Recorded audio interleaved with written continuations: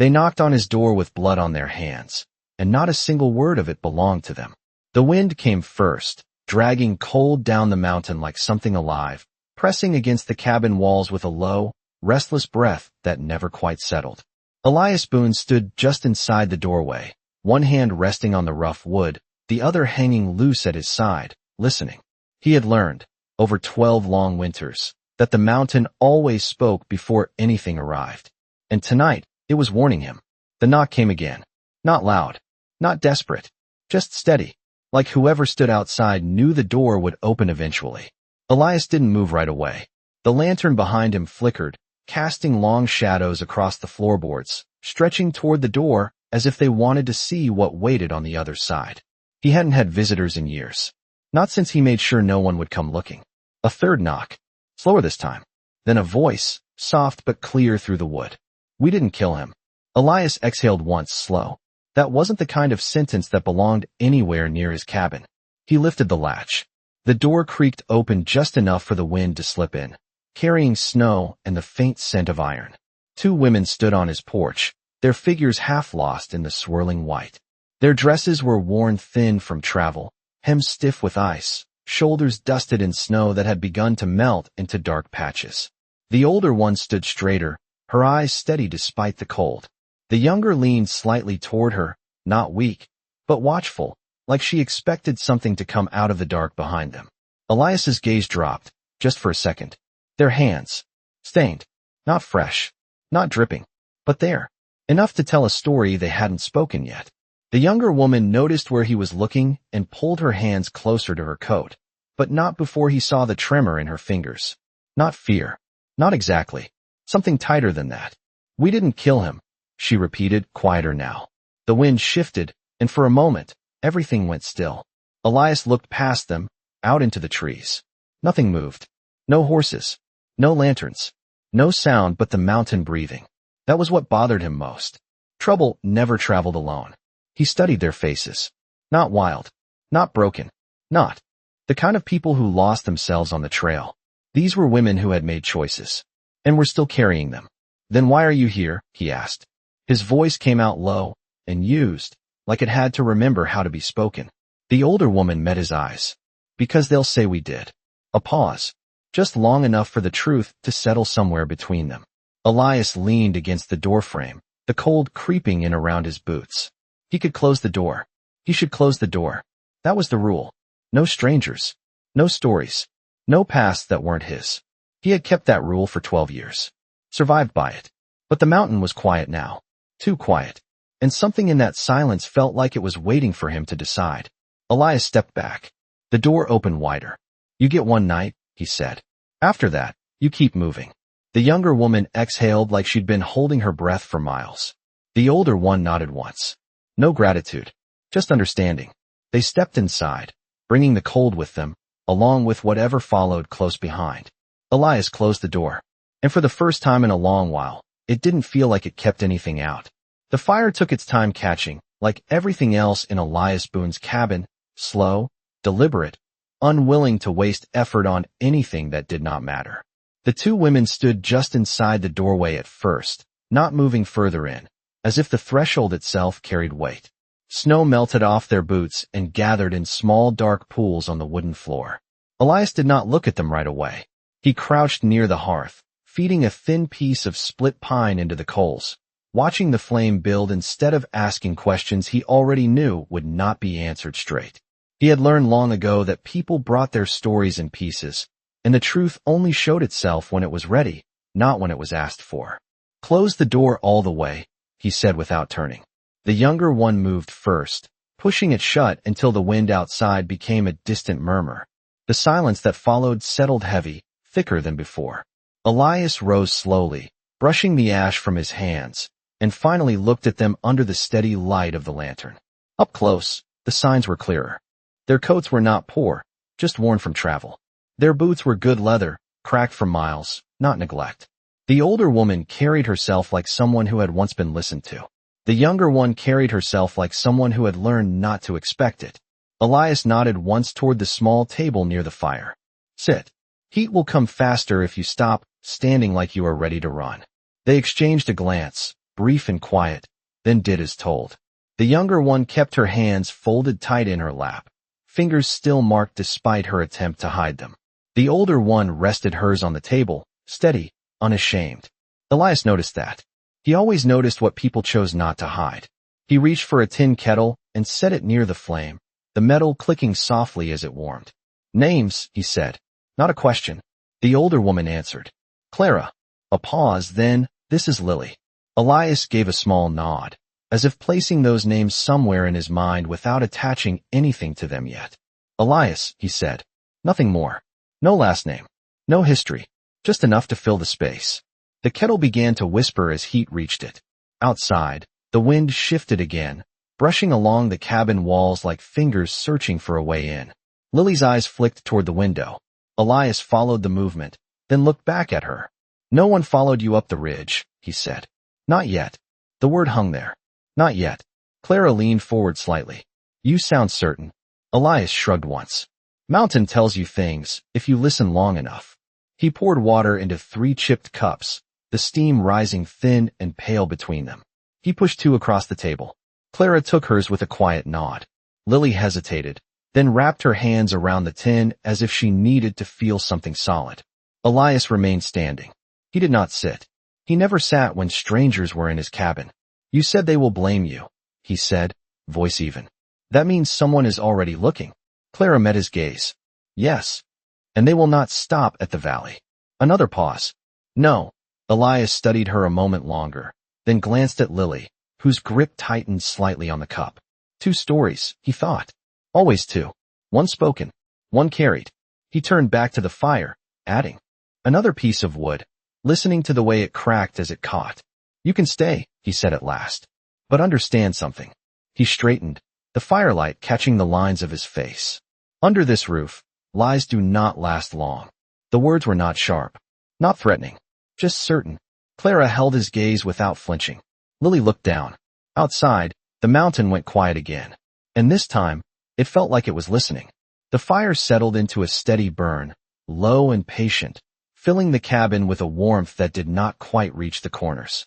Elias moved through the room without hurry, each step placed like it had been practiced 1,000 times before, as if the cabin itself had taught him where to stand and when to move. He reached for a folded blanket from a wooden chest near the wall and tossed it toward the bench across from the hearth. It landed just within Clara's reach. "You take the bench," he said, closer to the heat. Clara caught it without looking surprised, like she had expected something of the sort. Lily remained where she was, still holding the cup, though the steam had thinned. Elias noticed that too. He noticed everything that lingered longer than it should. He turned toward a narrow shelf near the back wall and pulled down a small tin box, dinted along one edge. Inside were simple things, cloth strips, a bit of salve, a needle wrapped in thread. He set it on the table without comment. "Your hand," he said, glancing at Lily. She hesitated. Clara gave her a look, not commanding, not gentle either, just enough to remind her they were not in a place where silence would protect them. Slowly, Lily placed her hand on the table. Up close, the stain was darker along the creases of her skin, dried into the lines of her palm. Elias dipped the cloth into warm water from the kettle and began to clean it, careful, steady, not asking how it got there. The cabin was quiet except for the faint crack of burning wood and the soft sound of cloth against skin. Lily flinched once, barely noticeable, but Elias felt it through the tension in her hand. "You are not hurt," he said. "Not a question." She shook her head. "No." Her voice was thin, like it had been stretched too far. "Already." Elias nodded once and continued, wiping until the skin beneath showed clear again. No cuts, no bruising, just the trace of something that had passed through her hands and stayed behind. He let go and set the cloth aside. "Good," he said. Clara watched him the entire time, her expression unreadable, but her eyes sharp, measuring. "You do not ask much," she said. Elias leaned back slightly against the table. "Asking does not make people answer." Clara gave the smallest hint of a smile, though it did not reach her eyes. "And listening does." Elias shrugged. "Sometimes." The wind pressed softly against the cabin again, less urgent now, like it had lost interest in forcing its way in. Lily looked toward the window once more, then back to the table. "How far is the next town?" she asked. Elias did not answer right away. He crossed to the window, pushing aside the edge of the curtain just enough to see the dark outline of the ridge beyond. About 12 miles down, he said. But the trail is not kind this time of year. Lily swallowed, her fingers tightening again, though now they were clean. And if someone was riding hard? Elias let the curtain fall back into place. Then they would not take the trail. He turned to face them, his eyes settling on Clara this time. They would cut across the lower pass. Faster. Quieter. Clara's jaw tightened, just slightly, but it was enough. Elias saw it. There it was. The second story, peeking through. He pushed off the wall and walked back toward the fire, lowering himself onto a small stool at last, though his posture remained alert. You have not been on the mountain long, he said. Your boots say valley. Your coat say town. And your silence says you left in a hurry. Clara held his gaze, steady as before. We did. Elias nodded, as if confirming something he already knew. He reached for his cup, but did not drink. Then whatever you left behind, he said quietly. It is already climbing. The words settled into the room, heavier than the cold had been. Outside, somewhere far off, a faint sound drifted through the trees. Not loud, not clear, but enough. Elias lifted his head slightly, listening. The mountain was speaking again. And this time, it did not sound like a warning. It sounded like something had already begun. The sound came again, faint but steady, rolling through the trees like something carried low against the ground. Elias did not move at first. He let it come to him, let the mountain shape it into something clearer. Not wind, not animals, hooves, but distant, still far enough that most men would not hear them yet. He rose from the stool without a word and crossed to the door, resting his hand lightly against the wood as if he could feel the outside through it. The cabin held its breath. Clara noticed before Lily did. Someone is coming, she said quietly. Elias did not answer right away. He opened the door just an inch, letting the cold slip in again, sharper this time, cleaner. He listened, eyes fixed on the dark slope beyond the porch. Then he closed it. Not someone, he said. More than one. Lily's fingers tightened around the edge of the table. How many? Elias walked back slowly, each step measured. Enough to ride through the lower pass without worrying who sees them. Clara lowered her gaze for a moment, and that was enough. Elias saw it again, the shift, the weight behind her silence. He stopped beside the table and looked down at her hands. That was when he noticed it. A ring. Simple, silver, worn smooth along the edges, but not cheap. It caught the lantern light just enough to stand out against everything else they carried. That does not belong to a widow running from the cold, he said. Clara's hand stilled. Lily looked up sharply. It was his, she said before she could stop herself. The room went quiet again. Elias did not look at Lily. He kept his eyes on Clara. His, he repeated. Clara lifted her chin slightly. My husband. Elias nodded once, slow, as if placing the piece where it belonged. And you are still wearing it. Clara's voice did not change. I did not have time to take it off. That was the first lie Elias heard clearly. Not in the words. In the stillness around them. He reached out, not touching her, just pointing toward the ring. That kind of silver does not come from a small town, he said. That comes from someone who trades, or owns, or decides things for other people. Lily shifted in her seat. We did not choose it, she said. Elias finally looked at her. No, he said. But you carried it here. The kettle hissed softly as the last of the water boiled away. No one moved to tend it. Clara turned the ring slowly on her finger, the metal catching light, then shadow, then light again. You said no lies, she said. Elias gave a small nod. That is right. Clara took a breath, not deep, but enough to steady something inside her. Then listen carefully, she said. Because what we say next will not sound the way you expect. Elias did not sit. He did not interrupt. He simply stood there, the fire behind him, the door at his back, the mountain pressing in on all sides. Lily looked between them, her voice quieter now. He was not the man people thought he was. Elias's expression did not change, but something in his eyes sharpened. There it was again.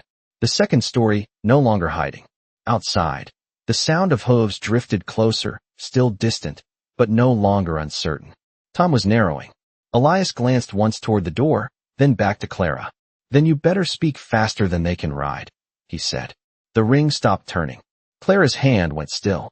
And for the first time since they stepped inside, the truth began to lean forward, ready to be seen. Clara did not look at the door when the sound of hooves pressed closer through the trees. She looked at the fire, as if the answer had been sitting there all along, waiting for her to admit it out loud. He was a man people listened to, she said slowly. A man who made decisions for others and called it order. The ring caught the light again as she turned it once more, then stopped. But what he owned was not land. Not truly. Elias remained still, his weight balanced, his eyes on her face, not the words. Then what did he own? Clara lifted her gaze. People, she said. The word did not echo. It settled, quiet and heavy. Lily's breath tightened beside her. Not by chains, she added quickly. By debt. By promises. By papers no one could read and rules no one could argue. Elias said nothing. He had seen that kind of man before. They rarely climbed mountains. They sent others instead. Clara continued, her voice steady but lower now. Men came and went through our home, always speaking in half sentences, always careful with names. And I listened, not because I wanted to, because I had to. Lily's hands curled slightly on the table. He said it was business, she whispered. He said everything had a price. Elias shifted his stance just enough to glance toward the door again. The sound outside had changed. Closer now. Still measured. Still patient. Not a chase. A certainty. He turned back. And tonight, he asked. Clara's fingers tightened once around the ring before she slid it off her hand and set it on the table between them. The small sound it made against the wood carried farther than it should have. Tonight, she said. He forgot that some things are not meant to be owned. Elias's eyes dropped briefly to the ring, then back to her. And what happened to him? Lily shook her head quickly. We did not do it, she said again. But this time there was something else in her voice. Not just fear. Something closer to relief. Clara did not repeat the denial. We were there, she said instead. That is enough for men like the ones coming. Elias studied her for a long moment, then reached out and nudged the ring slightly with one finger, turning it so the inside caught the light. There, barely visible, was an engraving. Initials. Not hers. Not Lily's. Someone else's mark. Ownership, even in something meant to bind. He leaned back. And they will want that, he said. Clara nodded once. More than they want us. Outside, the faint rhythm of hooves broke into clearer shape, no longer a question of distance, but of arrival. Elias walked to the window again, lifting the edge of the curtain. Through the trees, he could see it now. Movement. Shadows passing between branches, steady, controlled. He let the curtain fall. 6, he said. Lily's eyes widened slightly. Clara did not react. You knew they would come, Elias said, not accusing, just stating what had already been proven. Clara met his gaze. We hoped the mountain would slow them. Elias gave a faint, humorless breath. It did. He glanced at the door, then at the table, then at the two women sitting in his cabin like something the past had carried up the ridge and set down in front of him. But it never stops anything worth chasing. The fire cracked softly behind him. The ring sat between them, small, silent, and heavier than any weapon. Elias reached down and picked it up, holding it for a moment as if weighing more than just metal. Then he closed his hand around it. Then we do not give them what they came for, he said. And for the first time, the cabin no longer felt like a place to hide. It felt like a place where something would be decided. The sound of hooves reached the cabin at last, no longer softened by distance, but clear, deliberate, stopping just beyond the line where trees gave way to open ground. Elias did not rush. He moved the way he always did, like time belonged to him, not to the men outside. He slipped the ring into his coat pocket, not hiding it, just placing it where it would not be easily taken. Clara watched that movement closely.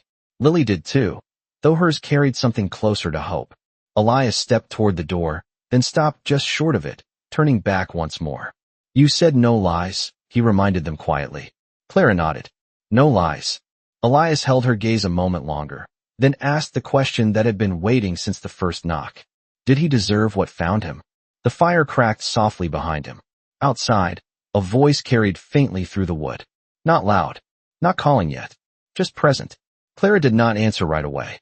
Her eyes moved to the table, to the empty place where the ring had been, then back to Elias. He built his life on taking from people who could not say no, she said. And when someone finally did, he did not understand what that meant. Lily swallowed, her voice barely above a whisper. He thought he could fix it. Like everything else. Elias studied them both, weighing not just the words, but the space between them. Then he gave a small nod, as if something inside him had settled into place. He turned back to the door and lifted the latch. The cold entered first, sharp and clean, carrying with it the smell of leather and long miles. 6 men sat on horseback just beyond the porch, their shapes dark against the pale stretch of snow. They did not rush forward. They did not raise their voices. They simply waited, like men who believed the outcome was already decided. The one in front nudged his horse a step closer. He was older than the others, his coat cut cleaner, his posture too straight for a man who worked the land. His eyes moved past Elias, measuring the cabin, the shadows, the unseen. "Evening," he said. His voice was calm, practiced. "We are looking for 2 women." Elias rested his shoulder lightly against the doorframe, not blocking, not inviting. "Just there. Mountain is wide," he said. "You will need to be more specific." A faint smile touched the man's mouth, though it did not reach his eyes. "They came this way. We followed their trail." Elias glanced once at the snow behind them, then back. "Trail ends where the wind decides," he said. "You know that?" The man tilted his head slightly, studying him now instead of the cabin. "You live up here long?" Elias did not answer that. Silence stretched just long enough to make the question feel unnecessary. The man's gaze sharpened. "We are not here for trouble," he said. "Just to take back what belongs to us." Elias let that sit between them, then spoke, quiet and even. "Nothing belongs to anyone up here." One of the riders behind shifted slightly in the saddle, but the man in front did not move. His eyes held Elias now, searching for something beneath the surface. "You are not just a mountain man, are you?" he said. Elias's expression did not change. The wind moved between them, carrying the cold, the quiet, the weight of everything unsaid. "I am the man standing in this doorway," Elias replied. "That is enough." The man studied him a moment longer, then let his gaze drift past him again, toward the warmth inside, toward the lives he could not yet see. "We will need to come in," he said. Elias did not step aside. He did not reach for anything. He simply stood there, the fire at his back, the mountain at his shoulders, and said, "No." And for the first time since they arrived, the certainty outside the cabin hesitated. The words settled between them like something heavier than the cold. "No." It did not rise, did not echo, did not challenge. It simply stayed where Elias placed it. The man on horseback did not react right away. That was the first sign he was not like the others behind him. He let silence do its work, the way men who were used to being obeyed often did. The wind slipped across the clearing, brushing against coats, stirring the edges of the horses' manes, carrying the faint smell of pine and distance. Then the man leaned forward slightly in his saddle. "You understand what you are refusing," he said, calm, measured, as if explaining something simple to someone who had missed it. Elias did not move from the doorway. "I do." The man's eyes narrowed just a fraction. Not anger. Calculation. "Then you understand we are not leaving without them." Elias nodded once. "That is your choice." A pause. One of the riders behind shifted again, less patient now, his horse stepping sideways in the snow. The sound was small, but it broke the stillness just enough to remind everyone how close the moment had come. The man in front raised a hand slightly, not looking back, and the movement behind him stopped. "Control, not force." Elias noticed that too. "You do not strike me as a man who invites trouble," the rider said. "Living this far up, alone. That takes a certain discipline." Elias's gaze remained steady. "It takes knowing what to let in." The man's faint smile returned, thinner this time. "And yet you opened your door tonight." Elias did not answer. The truth of that was already standing between them. The man studied him more closely now, as if looking past the beard, the worn coat, the quiet posture. "You were something else, once," he said. Not a question. Elias's expression did not change, but the air shifted just slightly. "Enough." The man saw it. "I have seen men like you," he continued. "They leave places behind, names behind, but they do not lose what made them." Elias's voice came low, even. "And you think you know what that is?" The man tilted his head. "I think you do not belong on this mountain." The fire behind Elias gave a soft crack, sending a brief glow across the doorway. For a moment, it lit his face in a way that made the years show differently. Not older, just clearer. "Everyone belongs somewhere," Elias said. "This is where I stopped moving." The words carried no explanation, but they did not need one. The man held his gaze, then shifted slightly in the saddle, his attention sharpening again. "We are wasting time," he said. "Those women are not your concern." Elias's eyes did not leave his. "They knocked on my door," he said. "That makes them my concern." Another pause. Longer this time. The kind that stretched thin, like something about to give. The man exhaled slowly, then reached into his coat. Not quickly, not in threat, just enough to draw something small into the light. A piece of paper, folded, worn from travel. He held it up between two fingers. "We have authority," he said. "Signed. Recognized. You do not want to stand against that." Elias glanced at the paper, then back to the man's eyes. He did not reach for it. "Paper does not climb mountains," he said quietly. "Men do." The rider's hand lowered slightly, the paper still visible, but no longer the center of the moment. His gaze hardened just a fraction, enough to show that patience had limits. "You are making this harder than it needs to be," he said. Elias nodded once. That is usually how truth feels. The words landed without force, but they carried weight.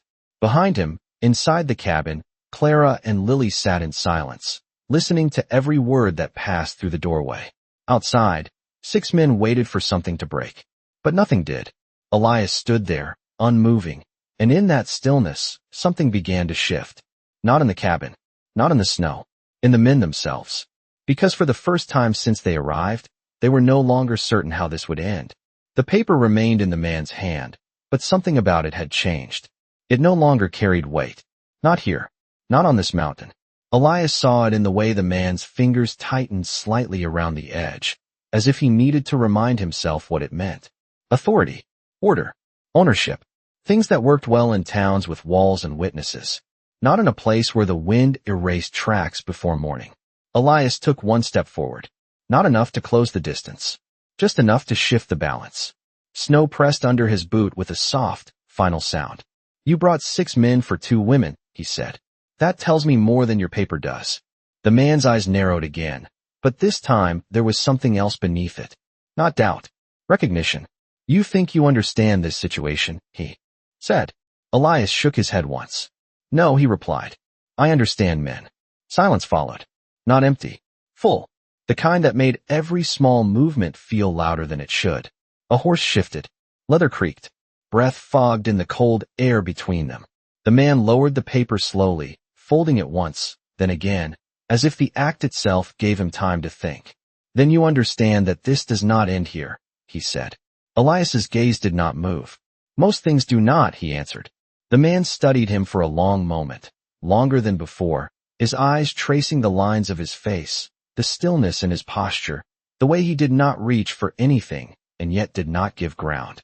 Then, quietly, almost to himself, he said, "I know you." The words did not land like an accusation. They landed like memory. Elias did not respond, but he did not look away either. That was enough. The man let out a slow breath, something shifting behind his eyes, something older than the moment, older than the mountain itself. "You walked away," he said. Elias's voice came low. "I stopped." The man gave a faint nod, as if that confirmed something he had been unsure of until now. He glanced past Elias once more, toward the unseen interior of the cabin, toward the 2 lives sitting just beyond reach. Then he looked back. "Those women," he said, quieter now. "They carry something that will not stay buried." Elias's expression did not change. "Then it should not," he said. The man held his gaze, searching for hesitation, for fear, for anything that might bend. There was none. Only stillness. Only certainty. The kind that did not need to be spoken twice. Behind him, one of the riders shifted again, impatience edging into the space, but the man raised his hand once more, stopping it before it grew into something else. He turned his head slightly, looking at the others for the first time since they arrived. A silent exchange passed between them. Not words, not commands, just understanding. When he looked back at Elias, something had settled. Not surrender, not defeat, decision. "This is not your fight," he said, though it sounded less certain than before. Elias answered without pause. "It is now." The wind moved between them again, colder this time, sharper, carrying the edge of something that had already changed. The man studied him one last time, then gave the smallest nod. Not agreement. Not approval, just acknowledgement. He turned his horse slowly, the movement deliberate, controlled, as if leaving carried as much weight as arriving. The others followed without question.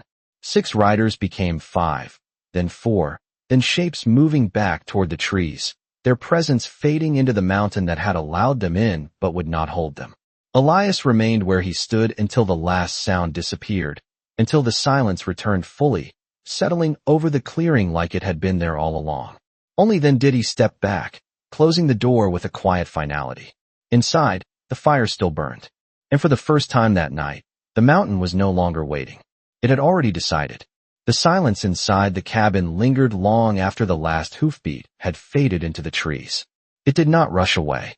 It settled, slow and deep, like something that had finally found a place to rest.